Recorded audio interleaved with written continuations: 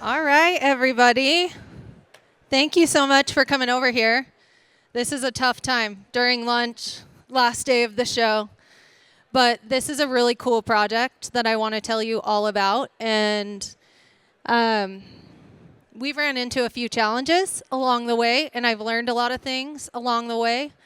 We primarily build in Salt Lake City, Utah, and Park City, Utah, so it's not uncommon for us to be building in the mountains or at high altitude, but this project was a different story. This is a Build Show original series, so if you've watched Altitude Adjustment on the Build Show Network, that's what this presentation is about. I have a giant book of notes over here of things I didn't want to forget and things that I wanted to tell you all about. So just forgive me if I look at my notes every now and again. It's for your benefit. So altitude adjustment, this is one of our most challenging builds I've ever had. I've built houses that are 26,000 square feet. I've built houses on the sides of mountains, but this house is about 10,000 square feet and has kicked my butt. This has been a tough one. I've learned so much. So I want to pass that knowledge on to you guys and tell you a little bit about what we've got going on. So here we're balancing three big challenges: wildfire, our seismic zone, and our altitude. The HOA has incredibly strict architectural guidelines. This HOA has an insane document that I'll be sharing with you later, but a lot of the HOA's document conflicts with WUI standards, so Wildland Urban Interface standards, and we're having to fight. We're having to help our client navigate through this in a way that we can build a really, really well-built home, and preferably one that would withstand wildfires in the event that that were to happen.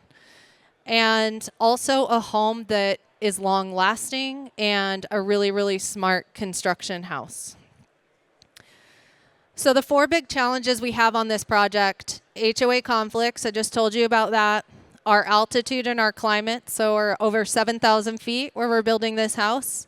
That is actually a picture of the lot before we did any clearing or excavation.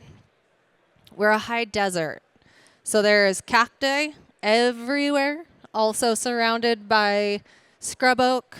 It's 100 degrees in the summer. It's 0 degrees and 500 inches of snow in the winter. So we are two very different climates from front to back. And then seismic zone, our first challenge. So this is a really cool photo. This is a photo of the community that we're building in. This community is called Tuhei. If you're familiar at all with Park City or with the area up there, Heber, that lake in the background is Jordanelle. If you're a golfer and you're a fan of Tiger Woods has just developed a new subdivision in Utah called Marcella. Right behind the font that says HOA Tuhei, that is Marcella. So those lots, I think, start at $2 million and go up from there. This community is very similar in size, very similar in style. Golf course community, very much the same. So these are our HOA regulations. This is just the first page of this very beautiful 100-page document. Actually, I think it's like 140 pages. This document is something that the homeowners get when they purchase a lot in this community. It tells them everything from where they can place the home, how big the home can be, how small the home can be. They have a minimum square footage, what you can use on the outside, how it has to be installed, what it looks like, what the thickness and depth of all the trim material on the outside looks like, what your driveway looks like. You basically have almost no selections to choose from. The HOA gets to approve or disapprove of all your choices. The HOA requires materials to be built on site in a mock-up for them to approve prior to you ever being able to order materials for the house. So this document is something, like I said, the clients will get this when they purchase a lot, And this document is handed off to us at the time when we're getting ready to start construction, preferably when we're getting ready to start design, because a lot of this document regulates how the house is designed. It also kind of directs our process and where we're going and what we're doing. So I told you we had to build a mock-up for the exterior materials. This is the porta potty that broke Instagram. I've posted about this a few times. This is required. Don't mind the banged up Tesla solar roof. The whole thing flipped into the cul-de-sac 2 days after we built it, and it destroyed that beautiful $6,000 roof. Our porta potty is inside of it. You can kind of see it there. This is required to have the same windows that are on the house. So you'll notice we got some Pella windows on there. Same siding, same stone trim details, stone headers. You're not seeing the side of the building that is full stone, but that has limestone headers and limestone sills on it. It's got exposed soffit material. This photo was taken prior to us installing the exterior rafter timbers. So those aren't on there yet. But this thing costs $28,000. And it goes in the garbage when we're done. There are 2 reasons the HOA requires this, they say. First reason being the neighbors that live in the community don't want to see the porta potties on job sites. They don't think they're pretty. They don't like seeing them when they're out walking their dog. So they wanted a solution. And the HOA said, all right, this is great. We're going to make the builder finish it like the house. So what's an extra $28,000 on a $8 million build? The problem I have with this is the fact that that all goes in the garbage when we're done. That really is quite depressing to me. There's not a great way to salvage some of the stuff that's on this. We probably can reuse those windows somewhere and do something with those. But other than that, a lot of this stuff is not stuff we can reuse. And then, like I said, when we first built the porta potty, you can see like a little clip of it off to the side. It was just sheeted with our zip sheeting, and we're right over the top of the lake. The wind caught it, picked it up, threw it across the cul-de-sac, and banged up the roof. And I just said, we're going to leave it. It'll be okay. They get the gist. So you find yourself building in an HOA, whether it's this strict or not. It could just be an HOA with a handful of regulations. There are a lot of things that you need to know and understand, and a lot of things you need to do to protect yourself. There is also a lot of things that you should just do in general if you're going to build at this type of altitude. There are a lot of things, a lot of challenges that we need to take into account. So I want to walk through some of these details with you and kind of show you a glimpse inside of some of my contracts and what I'm using. So the first thing I'm going to recommend is that you're doing your research. That HOA document, as painful as it is, 100+ pages long, read it. Read it from front to back, because there are things in that document that are going to take you down if you're not paying attention. So in this particular neighborhood, one of the things that we're required to do is every vehicle that comes in the community, whether it's a delivery or a concrete guy or a concrete truck or a concrete pump, has to have an RFID tag. And the only way they get one is by doing a background check. So they have to apply with an application giving me all their information days in advance so that the HOA can then do the check and issue them a tag that will allow them to come into the neighborhood. It's a gated community. It's policed 24/7. So there are 4 police officers that are on staff at all times. They are the ones that are checking for parking and speeding and ticketing anyone on the job site. So you can see this list of fines off to the side. That is just one of 4 pages of fines. But if you're parked the wrong direction on the job site, you get a $500 ticket, and those start to add up, and I don't want to pay your tickets. So we're going to find a way to protect ourselves, and we're going to make sure we're sharing this. Another big thing is garbage and debris. So we always have a dumpster on site. You guys know that on job sites. We want to make sure we're clean and everyone's cleaning up at the end of every day. These dumpsters have to be covered. all the time. You can uncover it to throw stuff away, but if the police drive by and you're not actively tossing something in the dumpster, it must have a cover on it. I think part of that is they're worried about stuff blowing around the community. The other part of it is they're worried about wildlife. So this is a very interesting area with lots of different things that they have to try and figure out. And then obviously changing materials or plans. You can see those fines over there. If you start construction before they say go, green light turns on, it's $10,000. So there's a lot of stuff that you need to pay attention to and make sure that you're reading through this. And some of it may not apply to you as you're building, but trust me, it's in there for a reason. Someone has done something to get a fine for it. And you want to make sure that you're going through this packet front to back. The biggest thing for me was making sure this was shared with the architect. As you're designing houses that are in HOAs, there is nothing worse than having an entire house built and then coming back and saying, you got to redo it all. This doesn't work with the HOA's guidelines. So we supply this to the architect, and this is their guiding light. This is how they're designing the house, and they actually have to go through an approval process during the plans to even get an approval to build the house or apply for a permit. So it's a challenging document. So I said I don't want to pay someone else's fines, but I also want to make sure that my team is well aware of what they're up against. This is a very hot community. I feel extremely honored to be able to build in here. There are about 10 builders that build in this community. I myself have to go through a check to even get the right or the joy of building in this community.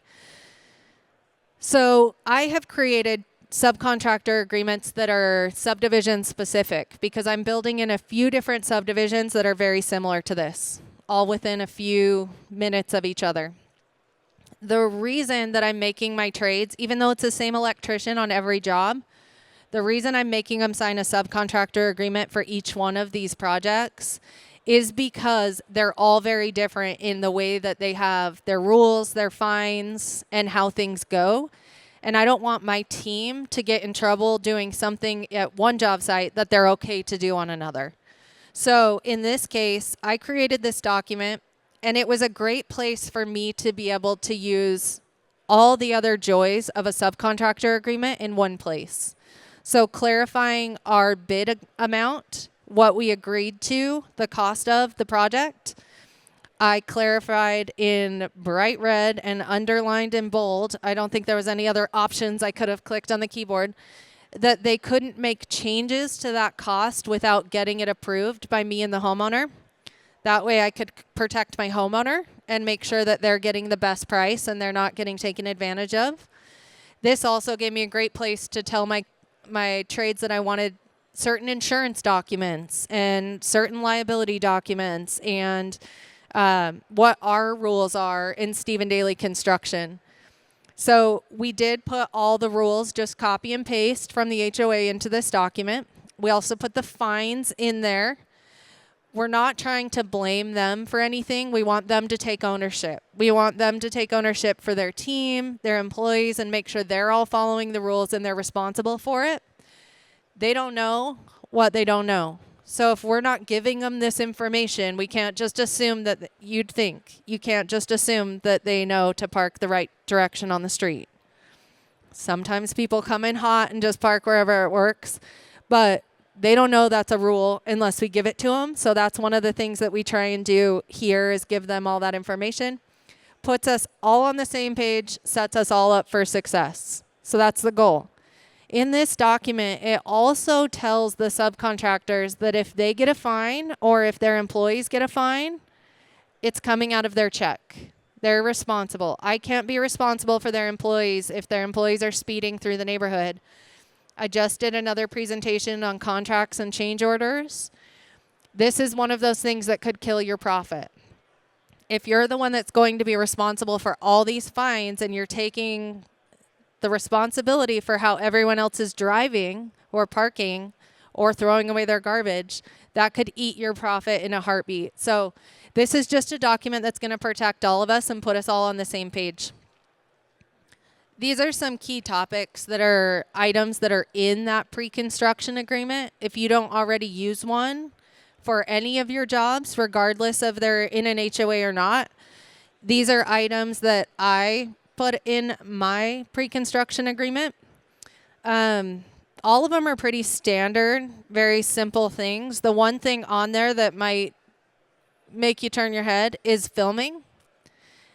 And for anyone out there, it's important to have information in your contract that says you're going to be filming on the job site.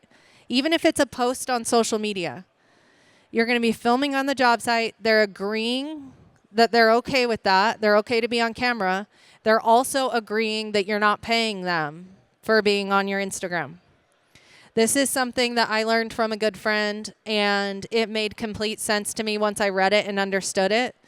Never had anybody ever have an issue with us taking pictures or videos or putting photos online of them working on our job sites. Oftentimes it's a compliment to them that we're promoting their work and promoting their company. But that's a good thing to have in there. Just something to think about. And if you want to grab me after, if you're curious what it says, I'm happy to share that with you. This is a great photo, one of my favorite photos. Right as we were starting construction, this is a flyover of the community. So on the left of the lake is Marcella. On the right of the lake is Tuhey, where we're building.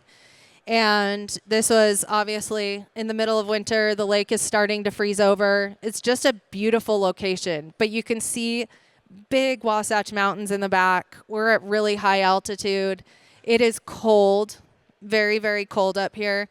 But it's also very, very hot. So I want to tell you a little bit about the client. These guys are awesome. They're incredibly fun. They found us from the work that I do on social media and on the Build Show. The homeowner is a huge Build Show fan. He loves everyone, watches everyone's videos, shares their videos with me, and just in the event that I haven't seen it, he wants to make sure I've seen it. Their primary residence is in Key West. He lives in Florida about 80% of the year. He also has a job in LA, so he spends a lot of time in California.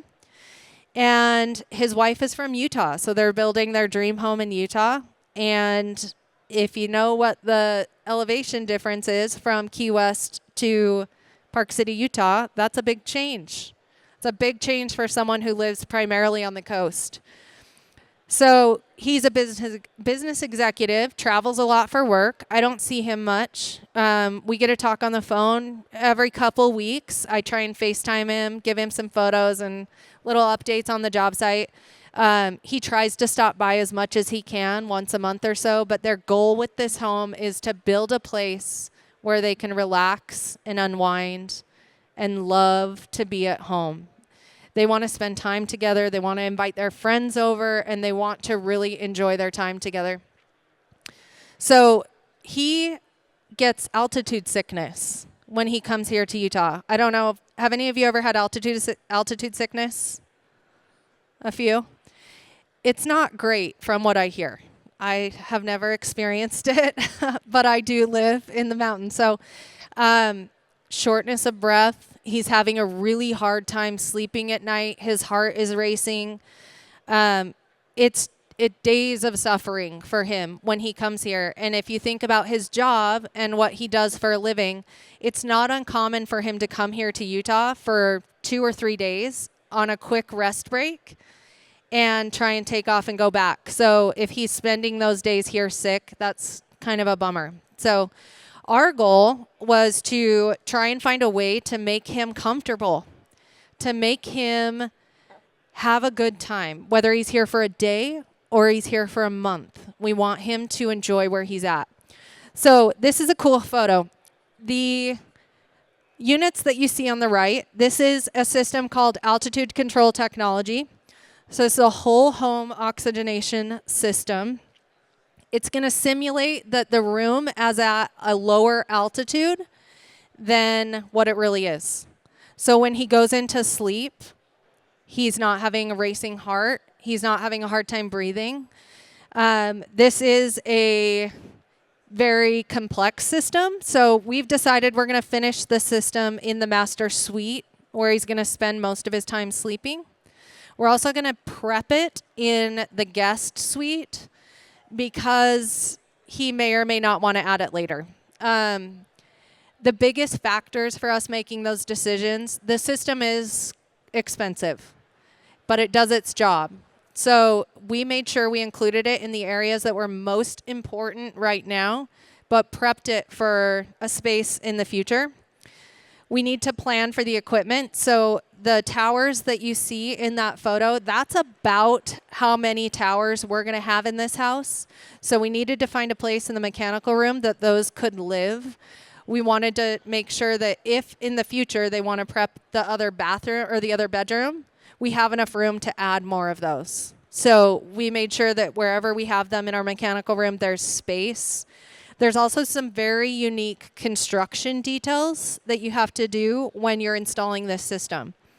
If you think about a hyperbaric chamber, this is a chamber where you're sealing yourself off and they're changing the way you feel in this chamber, right? We need to make the bedroom a little bit of a hyperbaric chamber. So we're talking about really, really fancy air sealing details. We're talking about having that master bedroom space have its own HVAC system because we want it to be on a closed loop with this altitude system. And we're also talking about how do we address doors and penetrations out of that room. So, you know, bedroom doors usually have a gap on the bottom of them. That's there on purpose.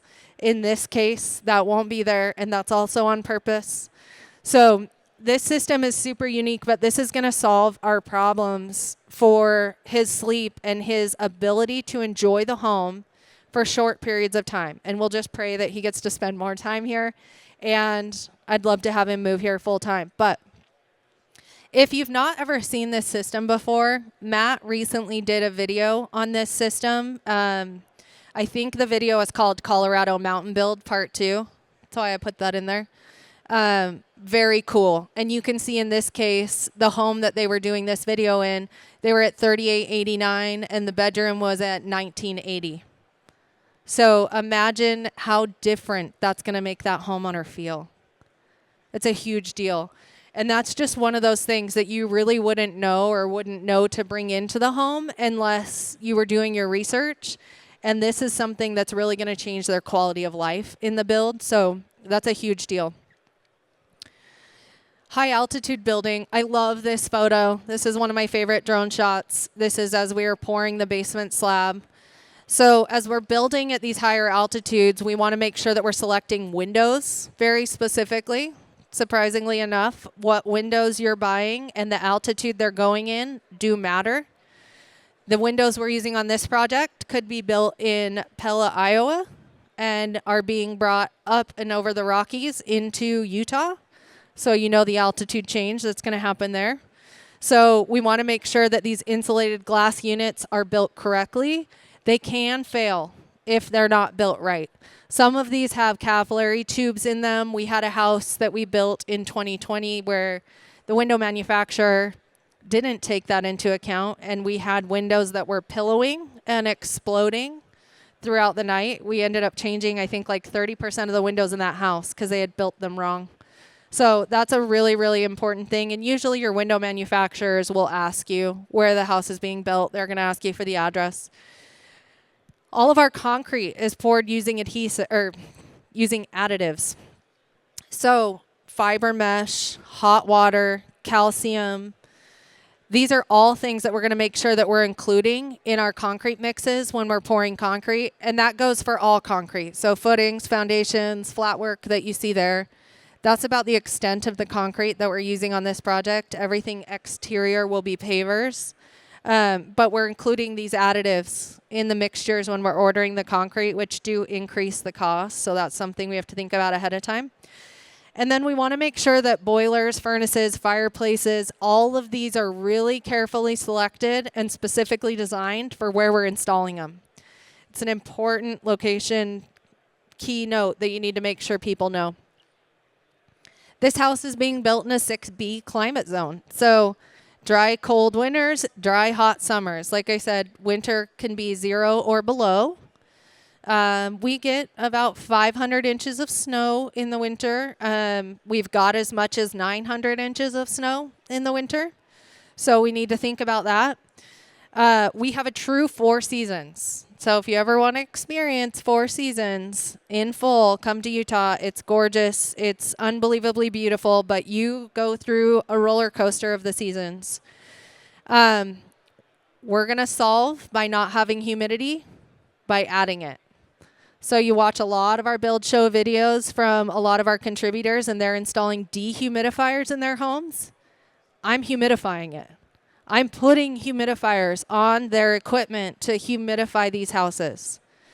Because if I'm installing hardwood floors, if I'm installing cabinetry, all of our wood trim, if that is left in an environment that is 10% on a high-end humidity, what's going to happen as we go through summer and winter is all the wood products are going to split. They're going to crack. They're going to pull apart. They're going to look terrible. It's not going to be very great.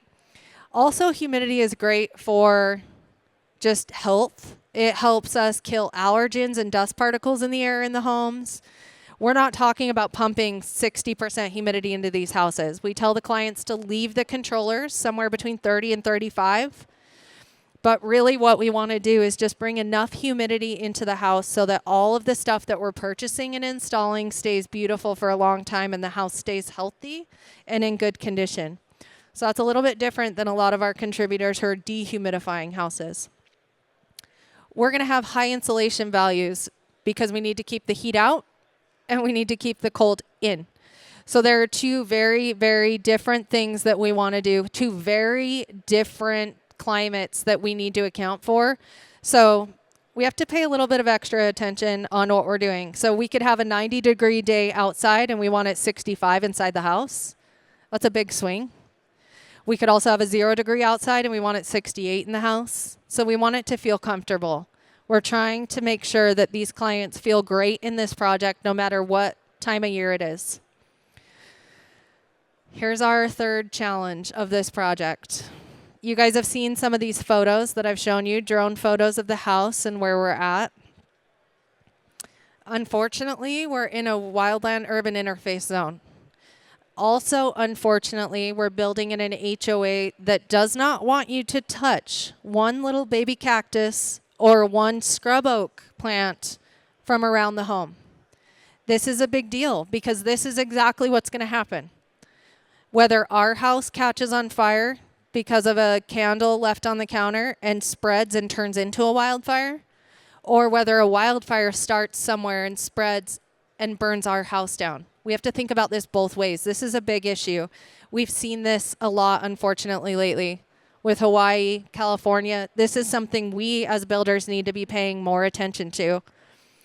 So there's a great shot of me walking the lot before we started clearing it off, just checking the stakes, the survey layout stakes. This was before I knew that there were rattlesnakes on the property. I no longer walk like that around this job site anymore. Ignorance is bliss, I guess. But once I saw my first rattlesnake up there, I have decided that I will be staying within the house from now on. This one on the left, you can see all the different like scrub oak and just natural brush that we had to clear from the footprint. We're required to put fire sprinklers in this house. That's about a $50,000 add on this job. We are only allowed by the HOA to clear 10 feet of brush from around the house. I don't know if any of you have watched videos of a wildfire, but 10 feet is not going to help. That's not going to save this house. They want us to use fire-rated roofing materials, so that's a good thing. And we are. We actually chose to use the Tesla solar roof on this job. We're not allowed to vent anything through any walls or any soffits. Anything that has to be vented from this house has to go through a chimney. So imagine what that does to the efficiency of your equipment. It's crap. It's awful. So what we ended up doing was going back to the architect who said, I put these 2 really beautiful chimneys on the house for you to vent everything through. One's on one side, one's on the other. Oh, but the mechanical rooms are in the middle. We went back and added, we have 5 chimneys on this house now.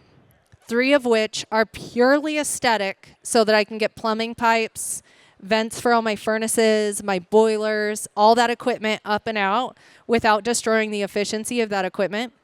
And we're not allowed to do vented roofs. So they're on the right track. They have a fire-rated roofing material, but that's it. We need to be thoughtful about how we're building these homes. We need to be really thoughtful with our construction process. We want to be using fire-rated exterior wall assemblies if we can. If we can make it work and find a way to rate the walls, that's what we want to do. We want to use fire-rated exterior materials if we can. In this HOA, that's not allowed. This is a wildland urban interface. We're in a wildfire zone, and they require real wood on the outside of these houses. Unbelievable. It just makes me sick. It's so crazy. We want to think about installing an exterior sprinkler system. If we have to use real wood, how are we going to protect these homeowners if a wildfire starts? We want to remove dead brush. Thankfully, the state legislature recently passed a bill that says we can clear 15 feet around the house, regardless of what the HOA says. So that just gave us an extra 5 feet. We're going to do that. We want to do smart landscaping. So we don't want to clear all this and then plant a bunch of beautiful evergreen trees up next to the house. We want to make sure that we're thinking about that fire spread and make sure that we're thinking about the future for this homeowner. Fire Smart products, there's actually some vendors here that sell some of these. So fire screen vent covers. These are going to be a fantastic ad if you're allowed to vent. I'm not. I'm not allowed to vent outside of the house other than out a chimney. So these fire screen vent covers are fantastic. Arcland fire point sheeting, that's what you guys just saw in the previous photo. If you've watched Matt's video on that, that is like a 90-minute rated exterior sheeting product. It's absolutely perfect for this type of project. Your framer can install it. You could also do Type X gypsum board. That does require you bring in a drywaller. So that's another step in the process. The thing I don't personally love about Type X, and we've done it on a lot of homes, but putting a gypsum board outside in weather where it's wet or snowing or raining, I don't like that. I don't like thinking about how that's not protected. And that could sit out there covered in gypsum for a few months. It depends on how long it takes us to put our exterior materials up. We want to make sure that we're using fire-resistant siding, fire-resistant soffit, and fascia if it's allowed. In this case, it's not. We have to use wood. So there's that one. Fire-resistant decks. So that's another big thing with these wildfires is the fire gets up underneath the deck and catches that deck on fire, and then it spreads into the house structure really quick. We also want to think about fire fencing. This stuff's really cool. I don't know if you guys have seen this, but it's like a mesh fencing that you can put on the outside of your wrought iron fence or whatever type of fence you're using, and it'll actually help protect from embers flying. We're not allowed to use fences in this neighborhood, so we can't use it, but that is a smart, thoughtful choice if you're building in an area like this. So we just talked about a lot of these, but we're not allowed to move more than 10 feet away from the home. Thankfully, the legislature has helped us push that one. Real wood is required. Faux products are not allowed, even if they're longer lasting, more durable, and fire safe. Doesn't matter. Can't use them. And there's my little note about legislation. So the state legislature has helped us do a lot. And one of the bills that they passed this year that was mostly because of this project and my ability to complain to people really well, is that the HOAs are no longer, from this point, June 1st, I think, of this year on, they are no longer allowed to tell you that you cannot use fire-rated materials on the outside of your house if your house is in a WUI zone. You get to choose. You're the owner. This took state legislation to solve this problem. It's insane. You think these communities filled with multi-million-dollar homes would want to protect these people. They don't care. They want it to look beautiful. It's still going to look beautiful, but now it's going to be beautiful and safe. So ARC wanted authentic materials, cedar siding, natural stains, wood accent. Wildfire codes tell us we need to use non-combustible, more fire-rated materials. They're in direct conflict. Know your building codes. So that story I just told you about getting to work with the legislation and get these laws passed to try and help our homeowners, that is purely because we are heavily involved. The other thing you should know is the code book is really big and boring, I know, but the more you know about it, the more you can protect yourself and your homeowner. That book has saved me more times than I can count from inspectors who think they're interpreting the code a certain way. Being able to pull that code book out and saying, I understand how you're reading it, but this is what it actually says, will help save you. You can also use that to educate these HOAs. That's our goal. We want to continue to build together. We want to continue to build these beautiful homes, but we need to make sure that we're educating these people so that the homes we're building are going to last and stay up there for a really long time. Landscaping is another HOA battle. This photo, you guys, is a photo off of, I'm standing on the back patio on the back of this house in this photo. You can see that giant tree there that is half dead. And every time I have had an inspector come out to inspect something on the house, they've commented about that tree. Oh, you better not touch that tree. That tree's got to stay. It's partially dead, and it's 10 foot 2 inches away from the house. So we left it for now, but this is another battle. The HOA wants you to landscape the house with heavily thick, really thick brush, really big, tall, evergreen trees. They're not thinking about fire smart plants or defensible space. So this was another piece of that legislation that we were able to change, was the HOA not being able to do that. And you can see in this photo all of the big trees that are up real close to that house, surrounded by dead scrub oak. Like it's a wildfire waiting to happen. Challenge 4 for us here was the seismic zone. We're engineered to be building on top of fault line. So there's a big fault line that runs across the mountains in Utah. For some silly reason, we keep building on top of it, but at least we're going to build right. This photo of the footings on the right, those footings below those 30-foot tall foundation walls are actually 12 feet wide, 2 feet deep, and have 1-inch rebar at 3 inches on center. I'll show you a photo here in a minute. It's pretty crazy. But we want to make sure that we have homeowners insurance, and we've talked to the homeowners insurance plan before we start construction. What do you need? What do you need to insure this house? Fire sprinklers, check.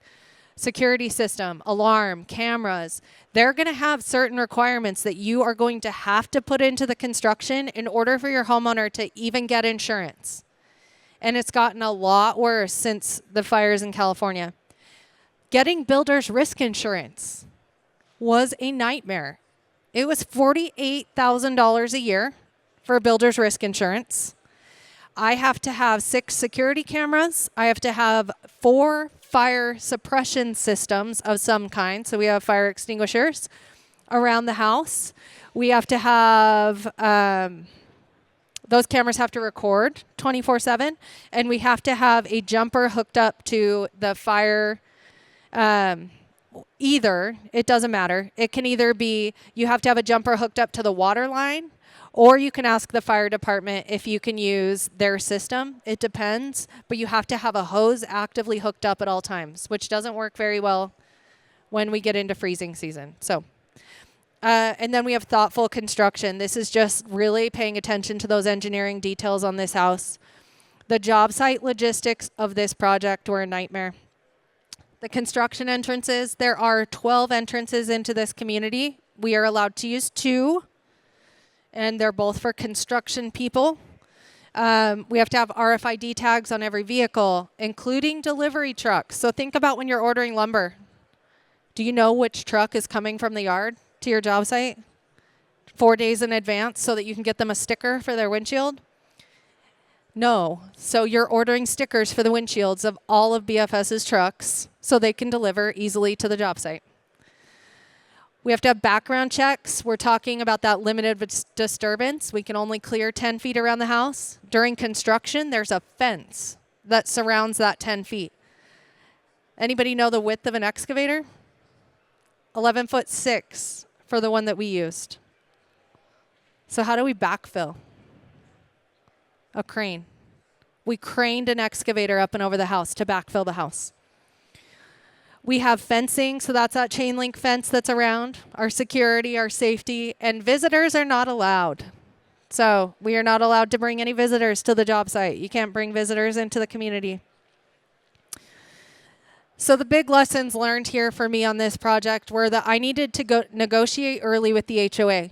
I needed to find out what they were just super strict on and what they were willing to give on so that we could protect our homeowners. I had to do my research. I had to provide data. So that whole fight with the legislation, we were able to provide data and get some things changed that helped us in our process. We needed to plan staging and deliveries because delivering things to this job site when you need tags are not that easy, and getting every employee a tag is not that easy. And we had to make sure we were designing and building in a smart way that helped protect the house, protect the homeowner, but still comply with the HOA rules because I didn't want to pay those fines. The fines get rough. I'm pretty sure the fine for installing exterior materials that weren't approved was like 10 or 50 grand. 10 or 50. It was a lot. So if you guys haven't watched this series, I'd love for you to get on and watch it. We have 4 episodes out now. Episode 5 will release next week, I believe. But it's a fantastic project. It's really fun. It's not very common that you get to see houses built on a lot like this. My next couple of slides, I'm just going to walk you through what we've done so far, and then you can watch the episodes and kind of catch up on what's going on. So excavation, we talked a lot about the geotech study, the lot details, how we were excavating it, how we managed bedrock, because you can see in that bottom right corner, this whole house is right on top of solid rock. Our soil condition, we didn't have much soil. It was mostly rock. And we had really crappy plans. The plans did not match the topography at all. So we had to adjust on site to be able to get all of our footings and foundations below frost depth, which we had some footings floating 4 feet in the air. So we're talking about taking these footings down an additional 8 feet, which increases the wall size, increases the rebar, adds cost that we weren't planning on. There's that big footing I just told you about a minute ago. This is a photo I just really love. It's a lot of hard work that's gone into that footing. Hi, Steve. We have, that's what I was telling you about, that depth for frost. That's where our footings were floating, so we had to drop those down. Add most of our footings over 8 feet wide. And there's over 5 different elevation changes where the bottom of the footings are across this lot, but the basement slab is all at one elevation. The reason there's 5 different steps in this is because we had to follow the grade of the lot. So as the lot dropped off, our footings got deeper. So this is the one on the furthest back side. That's the big footing under this foundation wall. We had taller walls than we expected. We had walls that were over 25 feet tall. This one in particular is about 28.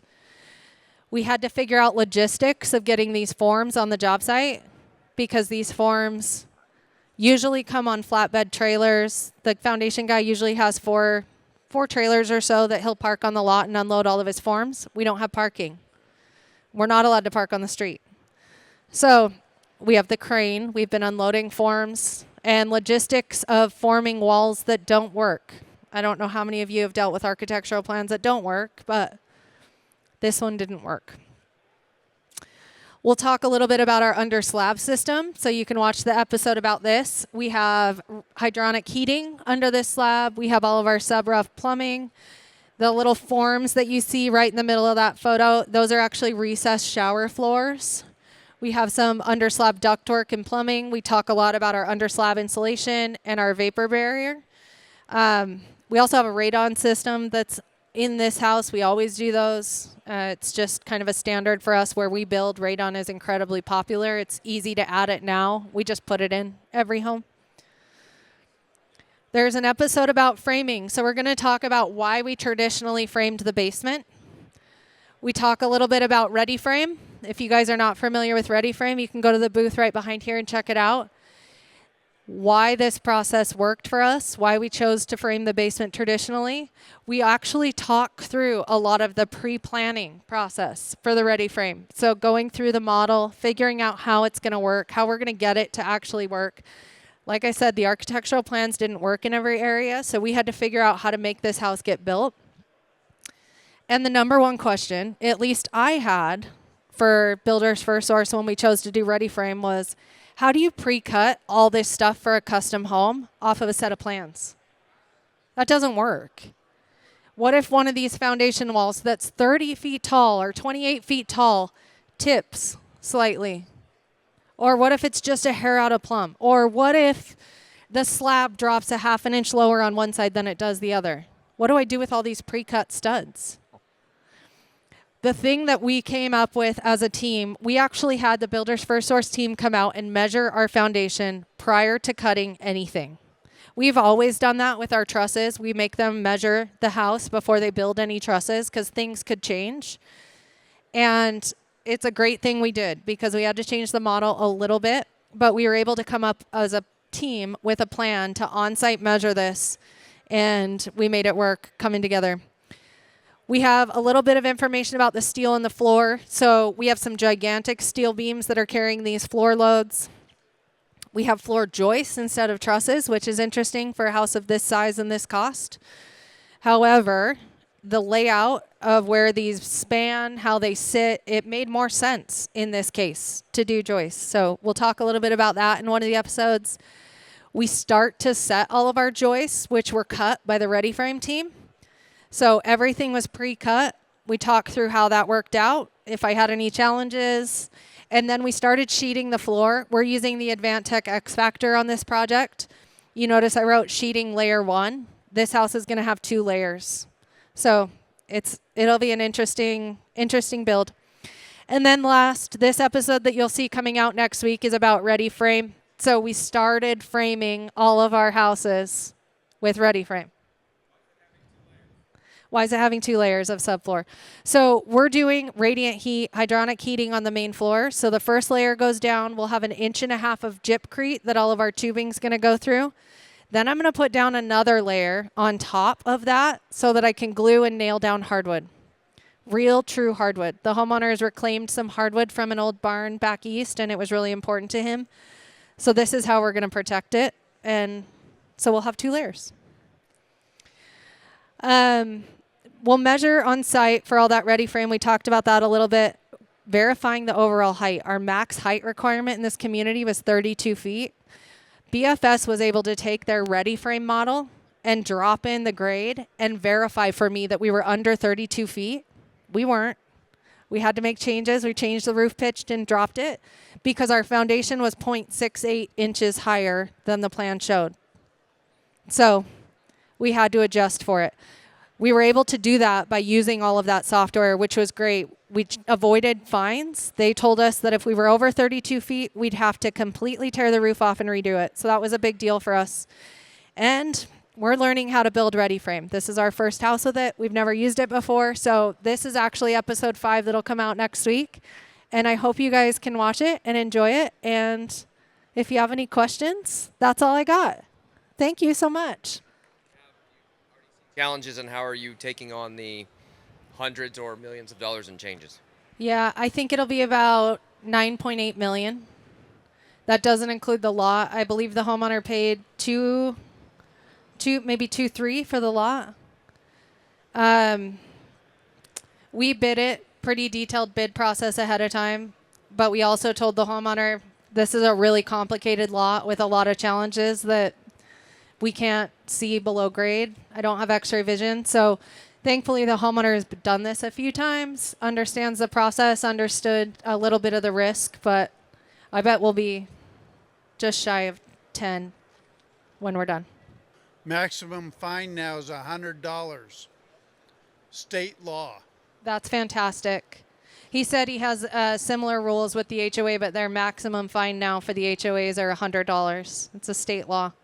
we need to figure out how to make that work. I think we're taking baby steps over here, but I'm happy now that we're able to take the power away from the HOAs to be able to use wildfire rated products or fire rated materials on the house, and they can't tell us no. So fingers crossed, but that's what we're going for. Thank you guys. Have a great day.